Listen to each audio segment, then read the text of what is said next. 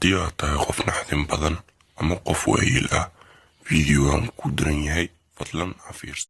sheekadan waxay ku dhacday 4 wiil iyo 1 gabar oo markaas isla ciyaarayay Halloween dhiga. shantooda magacooduna waxay kala ahaayeen Salmaan, Sakariye, Hamza, Firdowso iyo Cabdullaahi. Halloween dhigana dadka si surprise ah ay iska cabsiyeen marka waxay go'aansadeen in ay dadka ka cabsiyeen. muddo kadib sidee dadku uga cabsiinayeen way noogeen kadibna meel ay iska fadhiisteen meeshii ayayna iska haynasanayeen. kadib waxaa soo booday Sakariye wuxuuna dhahay waxaan aadaynaa isbitaalkii jajabay. isbitaalkaas aad ay dadku uga cabsadaan marka waa soo fiirinaynaa waxa ay ka cabsadaan. kadib dhammaantood waxay isku soo raaceen isbitaalkii jabsanaa laakiin Firdowso aad iyo aad ayay u cabsatay waxaana dhahday ani meesha ma gali karo marka gurigii ee iska aadaya. Firdowsona sidaas ay ugu tagday. afartooda kaliya ayaa isku haray. runtii afartooda xataa way baqayeen laakiin geesinimo ay muujinayeen inkastoo ay rag yihiin. meeshana waxaa ku daadsanaa dhiig, cirbado iyo faashado. kadib afartooda waxay soo galeen isbitaalkii tartiib ayay u socdeen. kadib waxay maqleen hal mar shanqar.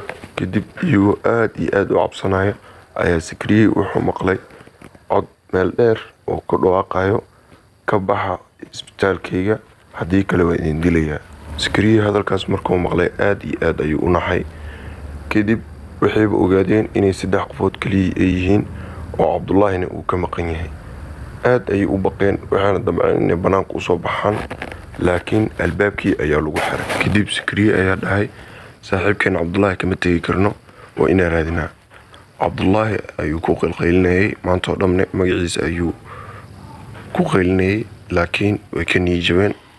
cabaar kadibna way waayeen. kadib Hamza ayaa wuxuu dhahay cirbadahan ayaa qaadanaynaa nafsadeenna waa ku daafacaynaa.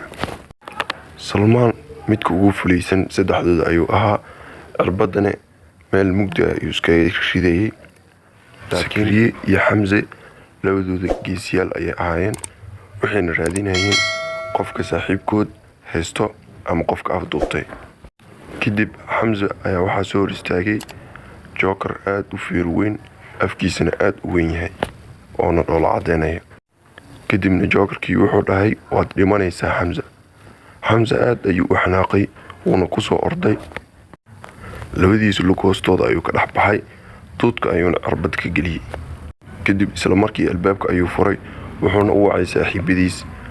kadib isla markii waxay u soo wada ordeen banaanka dhammaantooda. Hamza ayaa wuxuu dhahay aniga saaxiibkay kama tegi karo iniga meeshaan sii jooga aniga ayaa soo badbaadinaya. kadib Hamza wuxuu arkay budkii ayuuna qaatay. intoo wadada ku socda ayuu wuxuu arkay Jokerkii mar labaad wuxuuna ku dhahay Hamza iga hor leh haddii kale ku dilayaa laakiin Jokerkii uu dhoola cadeeyay kaliya.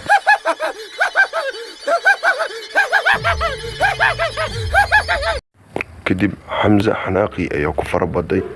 kadibna budkii ayuu madax ugu dhuftay. Jokerkiina dhulka ayuu ku dhacay. kadib Hamza wuxuu imaaday qolka saaxiibkiisa Cabdullaahi lagu afduubay. kadib xarigii ayuu ka soo furay wayna ka soo ordeen meeshii isla markiina way ka soo baxeen. ilaa isbitaalka ay ka soo faarujiyaanne hal mar maysan istaagin waxayna go'aan ku qaateen afartoodaba maanta maalinka dambeysa in ay ku soo laaban isbitaalkan. iyagoo weli orodkii haya ayaa Hamza wuxuu wacay booliiska wuxuuna u sheegay in isbitaalkii duq ahaa uu ku jiro nin dilay ah. nasiib xumo booliiskii markay yimaadeen Jokerkii way waayeen. fadlan ha hilmaami inaad fiidiyoga like garayso.